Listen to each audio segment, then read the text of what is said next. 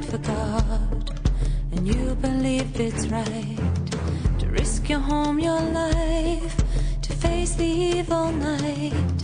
But in the darkest night, when our children are asleep, I think about the families of our enemies.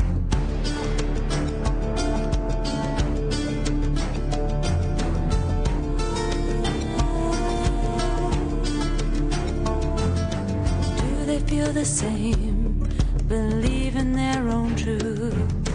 They must love the children as fiercely as we do. We all share one thing, our hearts were given from above, and the only thing worth fighting for in this world is love. On and on through the years, the war continues on.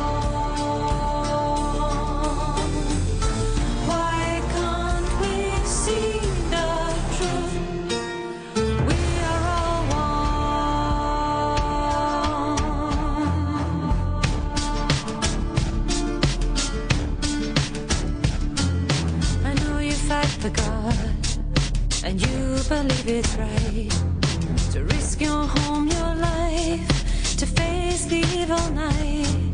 But in the darkest night, when our children are asleep, I think about the families of our enemies. On and on through the years, the war continues on.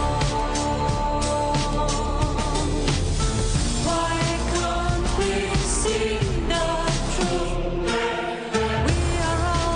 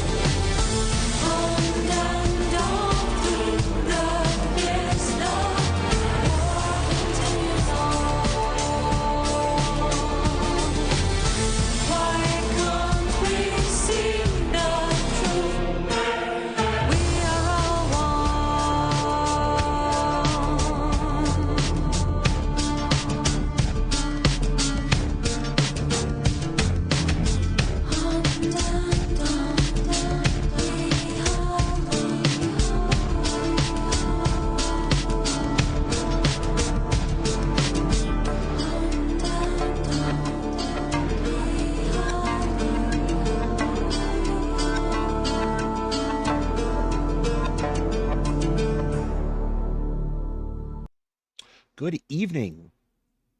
We are Good evening, alive. everyone. We are alive, Maya. I Yep. promise we're alive, although not, almost not. So let's see. Let's start off with a little fun story.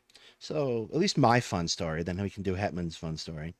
About 2 weeks ago, I started feeling a weird pain in my wrist, and on my left wrist, actually. And, you know, I'm a dialysis patient, so I've got a whole bunch of surgeries that have been done on both of my arms to create accesses for dialysis. So weird pains can be a serious issue for me. So I go to the emergency room, and there we are, and like I spend 12 hours there getting tests done while they're trying to figure out what the hell has happened. And they find a pair of hematomas pressing on my nerves. And they're like, well, ice it and we'll see if it goes away. And it didn't. So a week later, I go back to the hospital, and they're like, well, we need you to see a surgeon. So I call the surgeon and set up an appointment. And then that surgeon's like, well, I'm not the right surgeon. You have to call a different surgeon. And so I spent this morning calling different surgeons. I still don't have an appointment. Long story short, there's a pulsing pain running between my wrist and my arm up to my shoulder. It's been fun. I haven't felt like doing anything, and so I haven't. But we're here tonight for you, drugged and ready to go. How are you, Hetman? I'm doing good. I've been on a job search because I'm furloughed. So, um, in that um, in that vein, there's some good news. I have 2 interviews next week, and also looking into a future PhD program. So, yeah, everything on my end is going fairly well. Um, Rub it in, why and don't I you? certainly have not been dead, although um, definitely have felt that way at times.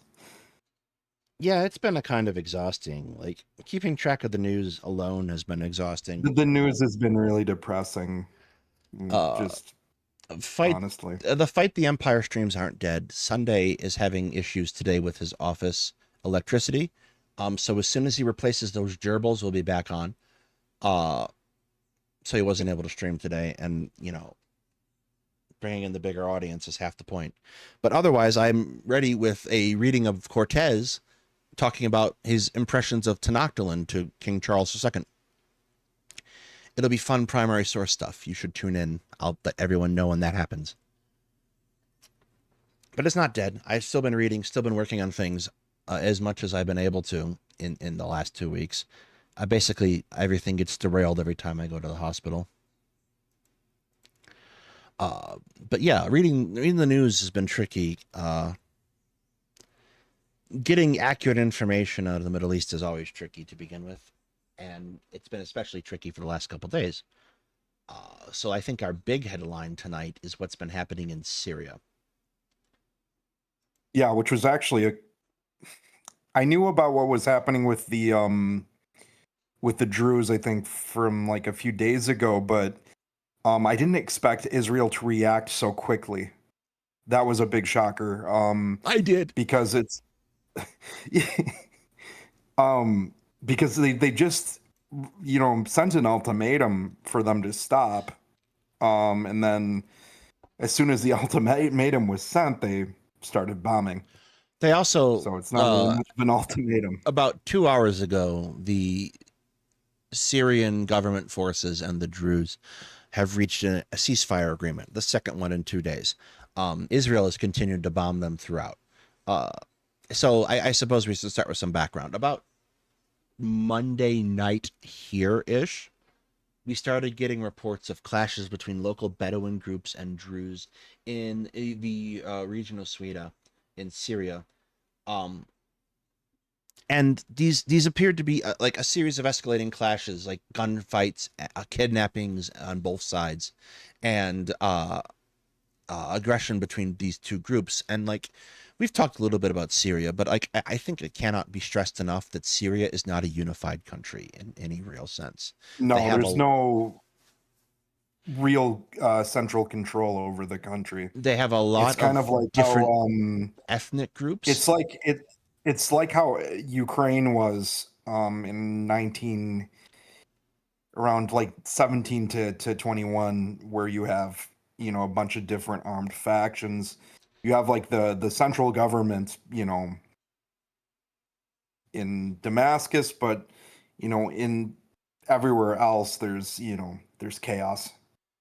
Yeah, so there's a lot of different armed groups, a lot of different ethnic groups, and a lot of they've just spent decades in a civil war, and they've had problems for decades before that with of a repressive, brutal regime. So there's a lot of frustration and anger and hurt and hate everywhere to be found.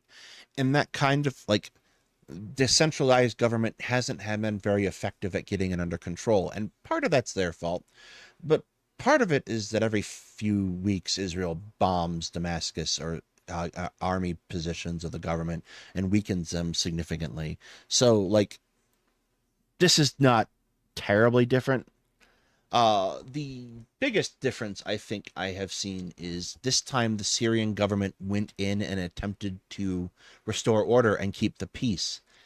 That was Tuesday. That was yesterday. They started clashing with the Druze around the area in response, like as not necessarily response. That was the wrong phrase. Sorry, I'm having a thing. Like I said, I'm drugged up and ready to go. Uh, they started clashing with the Druze as they tried to restore order and keep the two groups apart. So then several things happened. A bunch of Druze in Israel started flooding over the border and getting arrested when they tried to illegally cross into Syria, because they went, for some reason, like, this was really bizarre to me. I couldn't figure out what the hell they were doing, but these people they didn't have weapons. They just went over the border and started going towards the fighting, which provoked Israel to issue an ultimatum, which then provoked the bombings to begin. And then Israel started bombing basically all the infrastructure that the Syrian government has, which hampers their ability to administer the area and keep the peace anyway. And the line has been, at least the online Hasbro line has been, we are preventing the Druze from being massacred. It's hard to figure out who is doing what. As best I can tell, it looks like irregular groups. It looks like the deaths are pretty well evenly distributed between the four different parties, to be honest. Yes. The report they're saying is that 250 Druze have been massacred. I haven't seen that. I've seen about 250 people casualties dead total. Sorry. 89 of those are Syrian government, and the rest are kind of evenly distributed between the Bedouins, the various Islamic groups, and the Druze. It looks like the kind of thing, at least without Israel involved, it looks like a thing that you would not necessarily not expect. You would expect. Sorry, that was bad grammar again. You would expect from a country that is trying to stabilize after a civil war. Not uncommon. The narrative that this is a assault on a particular ethnic group is basically only being pushed by Israel. The American intelligence per Axios today published that it does not appear that the government is involved in these attacks on the local Druze community. There doesn't seem to be anything happening to that extent the way it's being described. So, for the moment, it does appear that Israel is taking this opportunity to try to sow discord and damage the ability of Syria to form a government. I suspect this is to multiple ends. The first end is because they do not want a stabilized Syria on their border, because they typically tend to be afraid of those things. The other line I saw being pushed by people in Israel who are not pro Netanyahu is that Netanyahu doesn't have a choice but to destabilize Syria, because anything else admits that they are ideologically incorrect about Islam. That's a little bit more shaky to me, I think. Yeah, that's a bit of a stretch. That's a bit of a stretch. There is a degree to which they are ideologically trapped, that they have to be willing to, but not to that extent. The other half of it was, I think he is trying to, Netanyahu has become pretty much a master of wagging the dog. His coalition has once again fallen apart. His government is going to be a minority government going forward until 6 months from now, when another vote can come up, at which point I expect he will be given a vote of no confidence and driven out. The ultra-religious groups have withdrawn from his government. Do you think that there's going to be any... I was just going to say, I don't think that there's going to be much of a change, though. No, there will be an election, and if the polls hold as they have, Likud and the far right, not Conist parties that currently hold power will probably be able to form another government absent Netanyahu. Long term, I don't know if that changes his legal status any, because now Trump is threatening Israeli judges to drop the charges against Netanyahu. Basically, the entire planet's a clusterfuck, guys. It's been a good week. But, for the most part, for the moment, I think more of what's been happening with Israel's involvement in Syria was it was a last ditch attempt to try to say, look at this threat on our doorstep. We cannot undo the government now. It doesn't seem to have worked. The ultra religious factions have called his bluff, and Israel is, to the best of my knowledge, continuing airstrikes even as we speak.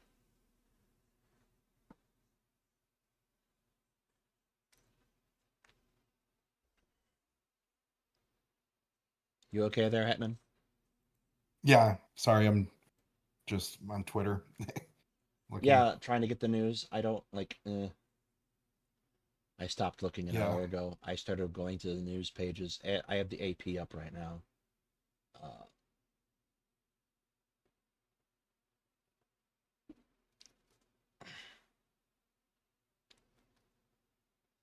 There is, I would point out, there have been problems. Syria's government has promised transparency about some of the earlier incidents that they haven't delivered on.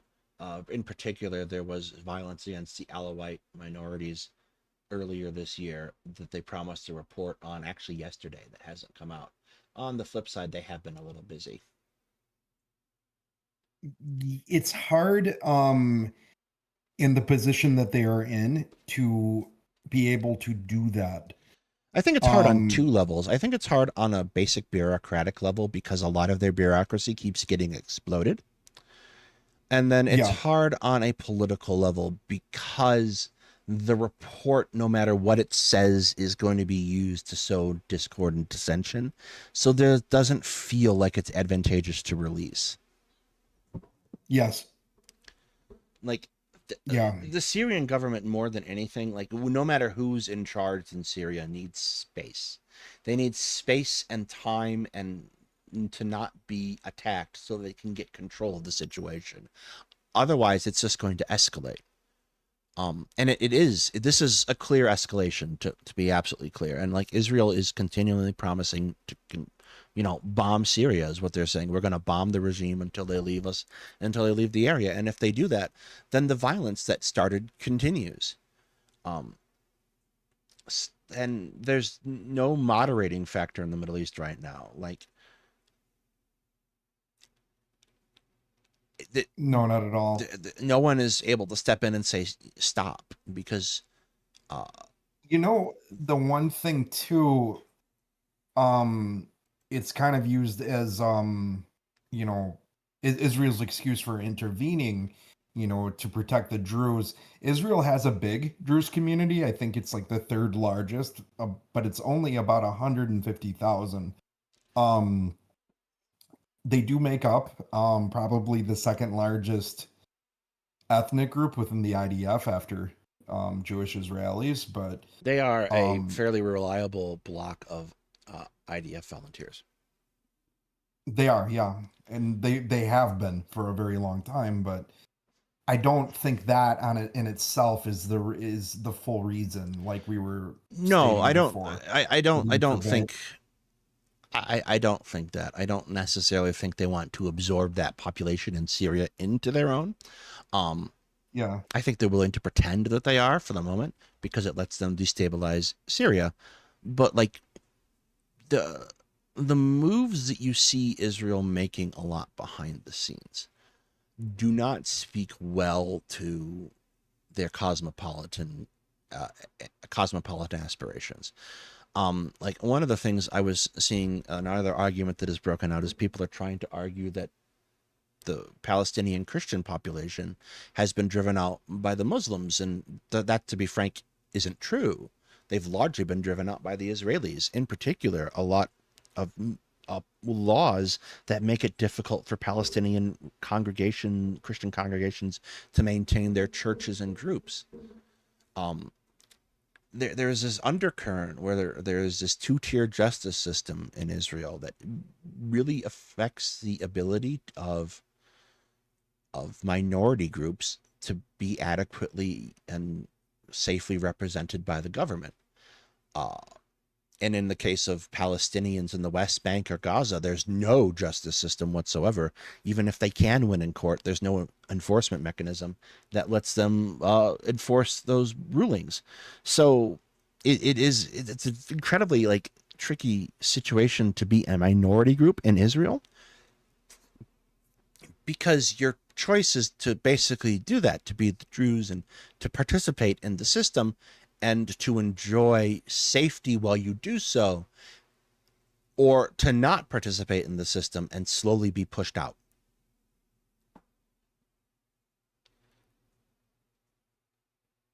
Hey, Power.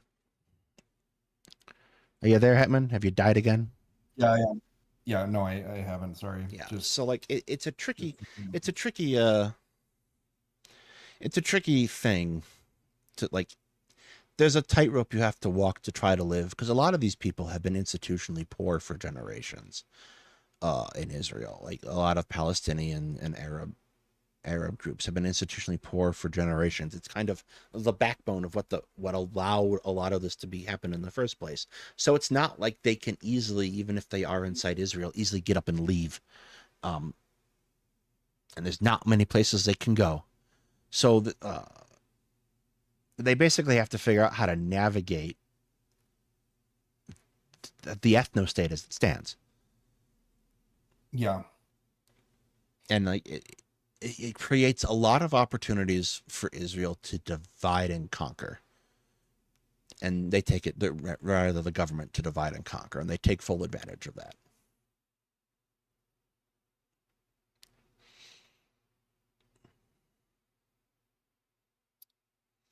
In other news, let's see, what else have we been doing? Ukraine. Ukraine has been You've been following that a little bit yeah. more closely, because I've been doing Israel So stuff Ukraine now has for the been better part of a year. the situation in Ukraine is not improved at all.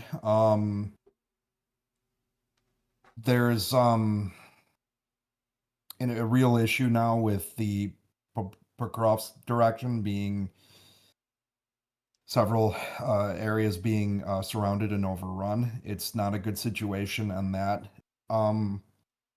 part of the front. The Sumy direction has stabilized from what we can tell, but the big issue right now that Ukraine is facing is they just don't have the manpower. This has been, an issue since 2024, but it's really coming to a head now. And yeah, it's not a good situation. And what's really upsetting me is, all of even with now proposals to actually arm Ukraine for um the European um people with the European governments within NATO to actually buy US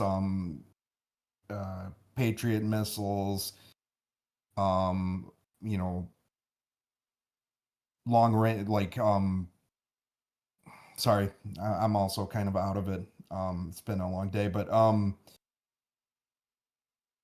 a lot of those parties are actually backing out of it. And they have been routinely for a while now. Like they'll make a But commitment this to kind buy a of back weapon. and forth, this back and forth of we're going to support Ukraine as long as it takes, and then when the time comes, backing out of it is really exhausting and demoralizing. It is, and I've noticed a distinct shift in Ukrainian voices on Twitter of just this adoption of this cynicism There's a big cynicism towards right now, both the United States and Europe that simply didn't exist 2 years for ago. sure. Uh, No, it didn't. it's just this kind of bitter, like, And I can expect that cynicism, towards the United States, especially, with Trump's with how this administration has Trump's weak, floppy foreign been. policy. Yeah, I mean, it's not even flippy floppy. It's been pretty No, hostile it's weak, floppy, and to Ukraine. mushroom shaped. I'm making a dick Yeah, joke. no, I know, particularly towards POTUS, but seeing it on the part of Ukraine's European partners, for me, is really, really, I expected it to a large degree, But even so, you get this, like, some rays of hope, and then it's just, dashed by European bureaucracy. Well, there's two problems I think that has happened in particular. Uh, there's an overarching problem that we all have to get a handle on, and it's going to be uncomfortable, and people are going to have to suck it up. But the second problem is like the immediate aftermath is the European electorate has demonstrated through who they've been electing that they do not have an appetite for prolonging this conflict. And a lot of that is you have Russia pushing pro-Russia parties, far-right parties, Eurosceptic parties that are opposed to aiding Ukraine. So these look like they're That's only powerful. one aspect of it, No, though. it's part of it. So that You it have looks. So you have a second. just today. I'm sorry, just today, Giorgia Meloni pulled out of the you know, agreement to arm Ukraine. Right. Um, and she's been a pretty consistent supporter of Ukraine, Yeah, and they're it has to do losing. with alleged, you know, budgetary issues. Yeah, Um, they don't have the ability to raise that kind of capital, especially because the other half of this was the sanction problem. They're still buying from Russia liquid natural gas, by the way, in stupid amounts. Europe generally, but they had to switch away from cheap sources of energy and buy more, and this created a problem.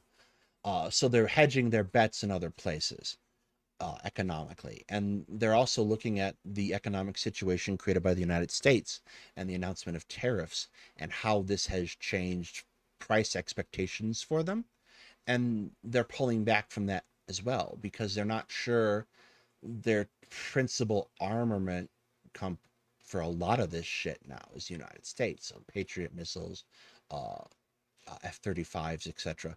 They're not sure how that's going to go over because there's uncertainty there.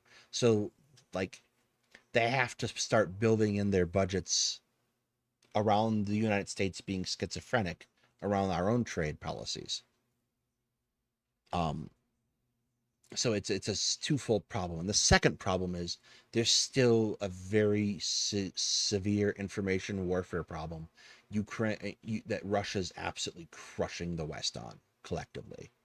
Uh, and I use the term the West loosely, but like we have a whole bunch of countries where you have Russian disinformation operations basically able to work on social media at will and muddy the waters substantially.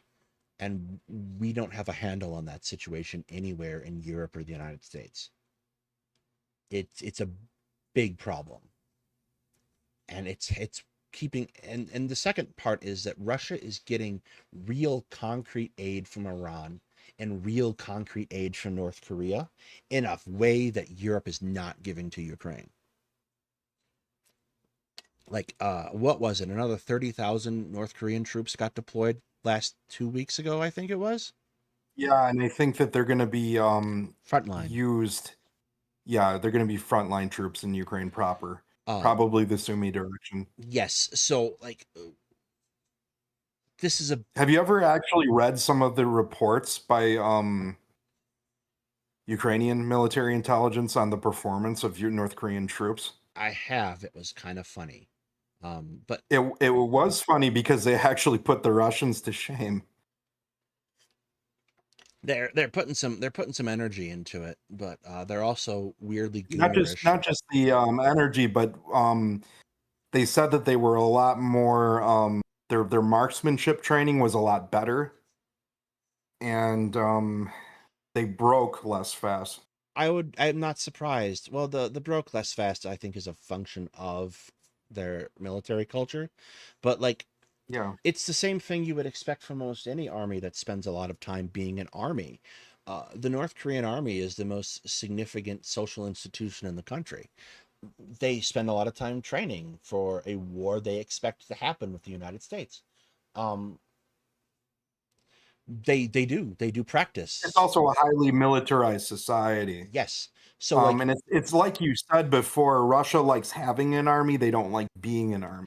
yes, and more to the point, the other half of this is Russia is they're not their army is gone basically. So they have reconstituted that army from conscripts who have been given a very minimal amount of training.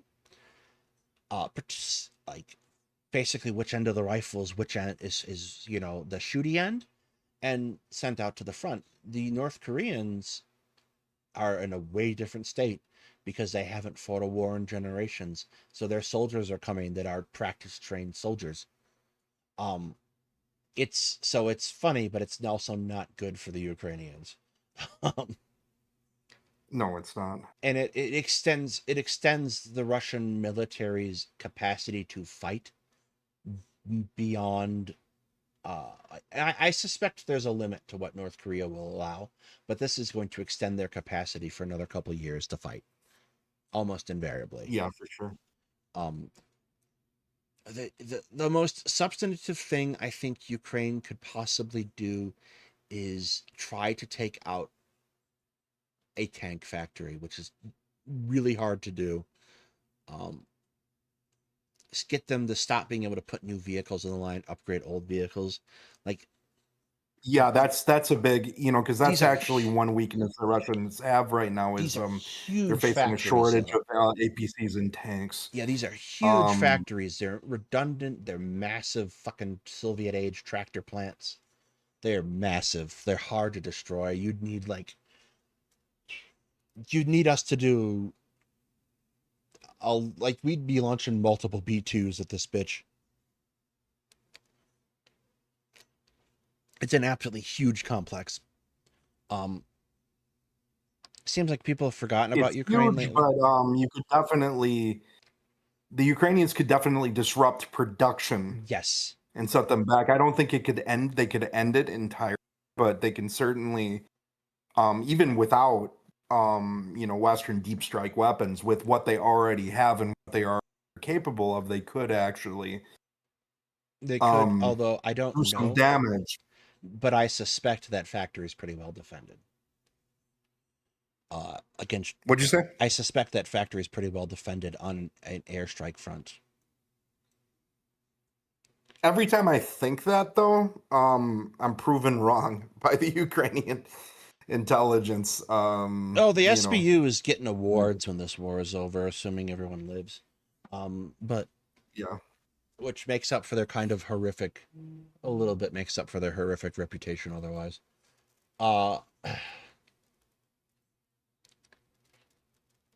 But yeah, like the situation in Ukraine is dire. The weird non-psych. So like we withheld a large weapon package from them, although we didn't seem to do that. Hesketh just seemed to decide to do that all by himself, probably in a drunken stupor.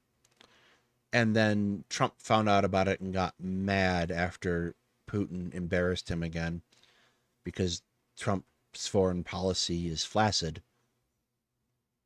Okay, that was a little on the nose. But here we are. Other than that, it's been a fun week. Obviously, everything here in the United States is screwed. There are still National Guard troops in LA.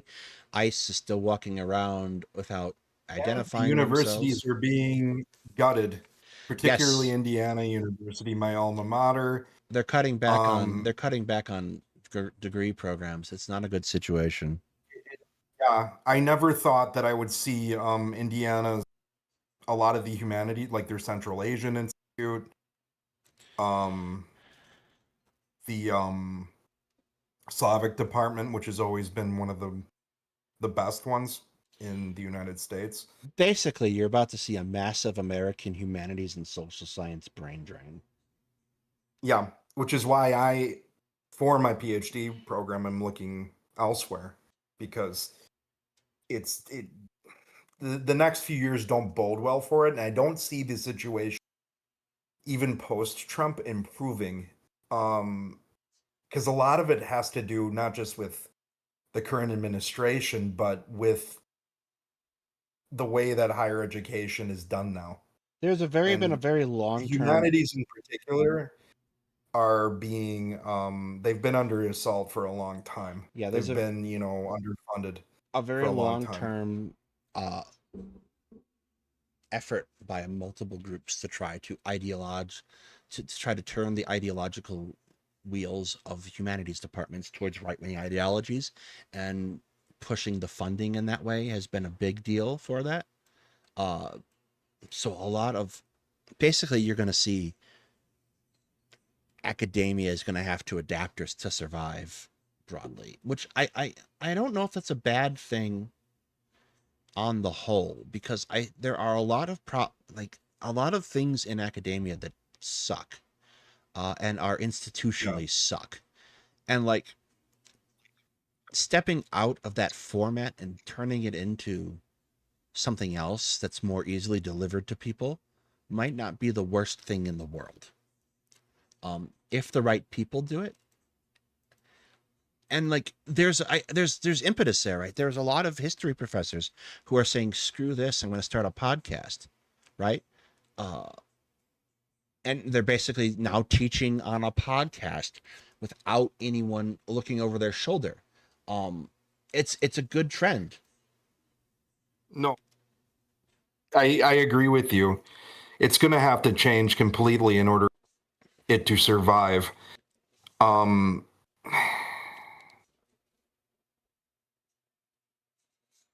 But just the general state of it is really, it's not good. And yeah, Brown is an absolute Trumpist shill. He's He flaccid is too. a lapdog. What? He's flaccid too. Most likely. He's about as flaccid as Lindsey Graham, which I'm sure is flaccid and also has a micro penis. It's disturbing how much we know about Republican penises. This is a society. Yeah, we know quite a bit about Trump's, it seems. There's, oh God. And then there was that horrifying situation in Texas. Basically, the state and the federal government dropped the fucking ball, and all those kids died. I was looking into the information in that camp, and like even accepting, It's kind of hard to believe that something like that can happen. like even accepting, like if that had not been a religious camp in Texas, they would have closed it down decades ago. Just totally unsafe. And I feel Wasn't it in like the middle of like a valley, essentially? It's on the riverbanks. It's on the riverbanks. Like it's in a valley, yes, but it's on the river. So like they needed to evacuate hours before the water started rising. And so like the weather service, the NWS is late because they're understaffed. There's no infrastructure to get the warning to them, so no one's going out to these kids anyway and getting them out of there. It's a disaster. Like it's a nightmare of like, this is what deregulation does. It gets people killed. Like I don't know what to tell you. It's horrible because like there's like, Jesus Christ, all these families whose kids are gone, and these like young counselors, like 19, like new college kids, just gone for nothing because they wanted some weird fucking ideology where they like, the government shouldn't get involved in telling us there's a storm coming. Like what the fuck? And like Texas is, it's pretty ridiculous on all levels. and Texas is geographic. It's not like Texas is geographically prone to floods in central Texas. So like I don't know what the fuck they're doing out there. Like it's just like this disaster of a state. What about the organizers of the camp though? They probably like, aren't they culpable for this to a large degree? I think they're culpable to the same degree that the state and federal government is. Like here's the trick of the thing. Like let's assume an antagonistic relationship between me, a business owner, the state as a regulator, and the federal government as a third party to that. I want to make as much money as possible, right? I'm a business owner, blah blah blah blah blah. The state it's incumbent on the state to maintain safety regulations to a degree that they do not impede on, unnecessarily impede on my ability to function as a business. but they don't do that. They go well past that. The relationship is screwed. So like I think they're all to blame, but this is one of those things. Like it's like I was thinking about this the other day, especially in the context of this floods in Texas and how bad it was. Basically what we're looking at is a bunch of people who are the victims of an ideology. And so like we talk about Stalin, right? And how Stalin sent people to the gulags and people died in the gulags, and oh, Stalin murdered all these people. And we talk about that Stalin murdering all these people in the terms of he gave the order, they were sent to this place, they died as a result of that. We don't talk about people who die as a result of financial decisions. Like homelessness causes people to die. Market crashes, bubble crashes cause homelessness. So like, aren't these bankers that did the 2008 crisis guilty of those deaths?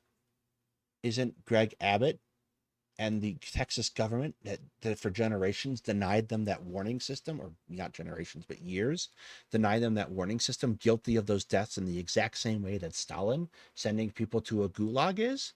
How is it substantively morally different? It's not. Yeah, like, and like it kills me. Like there are some people who are horrible, but then it kills me that like they're using these kids as a hot potato in Texas, as a political hot potato. It's awful. And in the same vein, like the Epstein files nonsense that have been happening this week. Like, we're going to release the Epstein files. Oh, there are no Epstein files. And I'll be honest, I don't know whether there is or not. And I can't imagine a situation in the last 8 to 12 years, because it's been a while since that guy killed himself. I can't imagine a situation where they haven't leaked already by one party or the other. Like it seems to be unusually disciplined from 2 Trump administrations that are not disciplined about leaks, and 1 Biden administration that has nothing to gain by not leaking it. So like whether or not there's Epstein files is, like, I think actually a much more fair question than a lot of people seem to imagine it to be. But more to the point, like let's assume that Bill Clinton and Donald Trump are both patrons of Jeffrey Epstein, and that they both participated in his horrific activities, and they're both in these files. Yeah. If these files get released tomorrow and Donald Trump is found to be in them, do you think that Donald Trump will ever see a day in court from that? No. No. And if Bill Clinton is in these files, do you think that he will be given a fair trial under this government? Absolutely not. But So what happens is you're going to have 2 groups of people who don't want this because they want to find justice for those kids. They want this so that they can snipe at one another and turn it into a tawdry political culture war show. And I think that fucking sucks. 100%. DM me, Lucy. We'll get something arranged. I've been out this week with a crippling pain in my arm. Lucy's in chat. And like we gotta get more stuff done for Fight the Empire too. And like I said, me and Sunday will get that rearranged. Oh, I'm doing Maya's show on August 10th, everyone. Bad Science Sunday. I don't know what we're talking about, but I do hope it involves magnets. Magnets, how do they work? No one got that reference, did they? No, well, I sorry, Nick has DM'd me, and if I'm in time, and I gotta look at that later tonight. I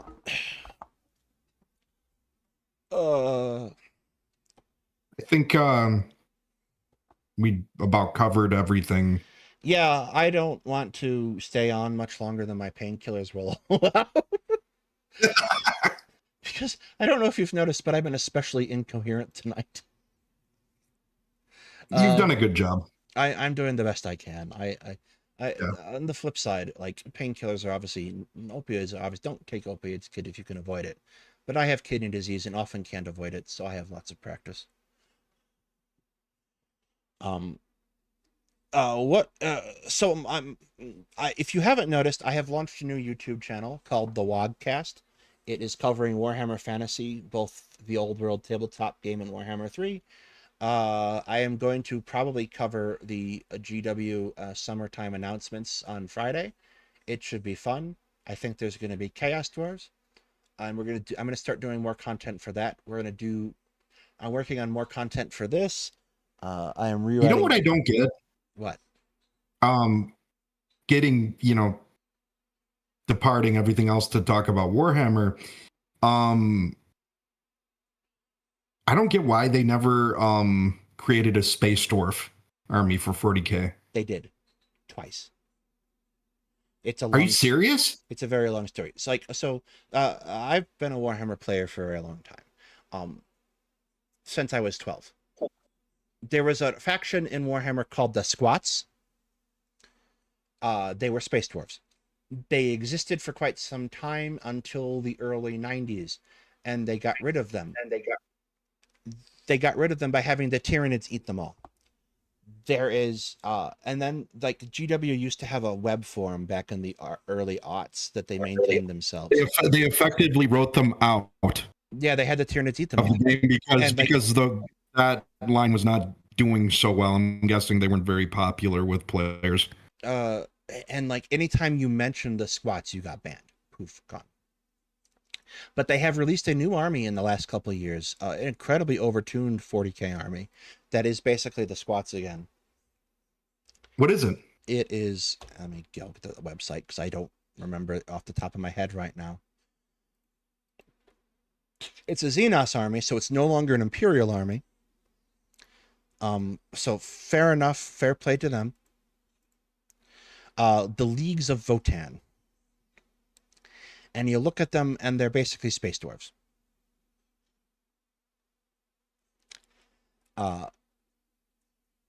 They have like buggies and shit, and they're I'm looking at them right now. dwarves in power armor, and I think they got some bikers too. Oh wow, they are dwarves. Yes, like, But they look metal though. yeah, they're power armored dwarves. Like, I don't know if you look at the old world. I'm dwarves, looking at their yeah. They're all metal, like they're all armored, like all armored.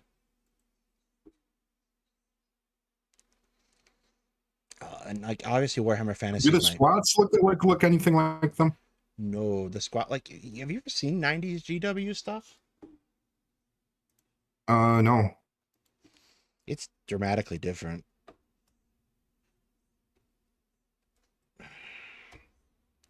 No, I don't want the Reddit. I don't want. Reddit has never made anything better. Do they still have like a habit of coming up with a new rule book every year? So this is a story in two parts. In Warhammer, like for 40K and Age of Sigmar, they put out a new edition every 3 years. Okay. And they have gotten really aggressive about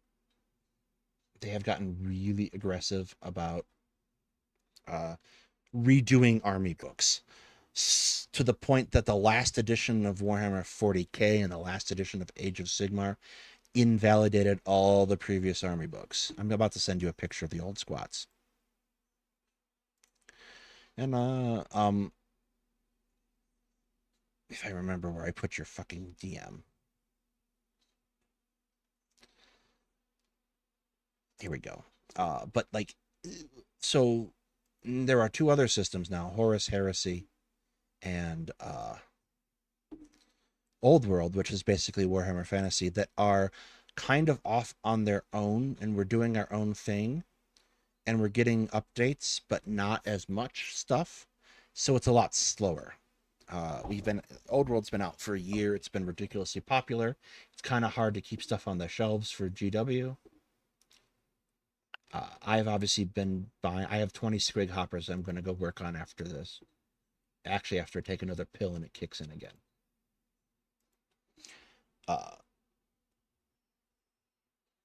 No, I don't want that. There we go. Open. See, these are What's the difference between Fantasy and Age of Sigmar? Okay.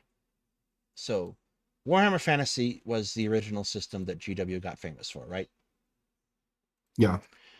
In About 10, actually 11 years ago now, they launched a campaign supplement called Warhammer Fantasy, the End Times. And they started doing all this cool shit with all these characters and like building towards an apocalypse. And it turned out that it was an actual apocalypse. So the world explodes. It ended fantasy for a while, is what you're saying. Yes, the world explodes. And they replaced it with Age of Sigmar. Age of Sigmar is basically a reboot of Warhammer Fantasy, but it's different in a lot of ways. It's a little bit more like, you know how Norse mythology works, and like you have the different aspects of the world tree, right? And different Mhm. realms that they go to and do shit. And that's what Age of Sigmar is now. It's pretty explicitly, but Warhammerized. So the eight different schools of magic, each one has been pulled out and it's now its own realm. So you have the realm of fire, the realm of death, the realm of life, the realm of beasts, etc. And there's chaos still, and chaos is still trying to destroy this. And then Sigmar is now a god, like a full-fledged god, and he has made Norse space marines called they're disparagingly called Sigmarines. They're the Stormcast Eternals, and they're lightning based. They come down in pillars of lightning like the Bifrost and shit. And it's basically that, but a skirmish game. And they have like a lot of the characters are the same characters from Warhammer Fantasy, but like they're basically been had the trauma of being exploded and reconstituted. So like some of them don't remember who they are, and others like don't don't like know who they are and are like trying to make the best of this new world. And then others have inexplicably come back, like Shorin for some reason. I don't know why, because he was very dead even by the standards of Warhammer. Um, so like, and I don't know a lot of Age of Sigmar lore because like I tried, I gave it my honest shot, guys. I tried a couple times to get into Age of Sigmar, and I couldn't. I just like Warhammer Fantasy. It's a better, more fun system. It's more fun lore. Um, and so like, there's a lot of stuff going on, and they become their own distinct thing. But the reason that a lot of fantasy players didn't like it is because it felt like a kick in the balls when it happened. Does that answer your question coherently? Yes, it does. I'm also very tired. Yes. So like I don't like it is a like we never got you into Total War Warhammer, did we? No, I don't think so. Now's the time. We will see. You expressed an interest in the Lizardmen once, and they're getting an update next month. That sounds good. And they're just dinosaurs riding on dinosaurs with space lasers. They have space lasers. Oh, yeah, I was just gonna say they never made a lizard man. Well, Uh, but they've got 40k force. no. It's kind of like, well, they kind of do. They have the Eldar Exodites, which is Eldar riding dinosaurs. They Yeah, don't but have an I don't know. they don't have an army. So what happens is people will buy a Lizardmen kit. They'll take the Lizardmen off the dinosaur and they'll put the Eldar on.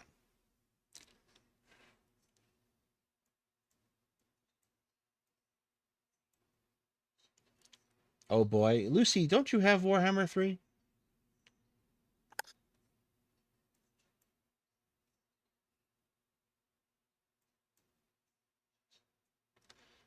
I don't think any line is unpopular, Lucy. Like, I don't think like there are people who will buy the miniatures to buy the miniatures, but the problem that I have seen from a lot of 40k players in general, well, less 40k players, more Age of Sigmar players, is that everything is moving too fast. So like there's new releases all the time, and they're constantly updating points and changing things around in order to keep the competitive scene viable. And like, as a casual player who gets out to play a game a month or something, it's just too much to keep up with. Like, it's just too fast. You have three kingdoms. Fair enough. All right.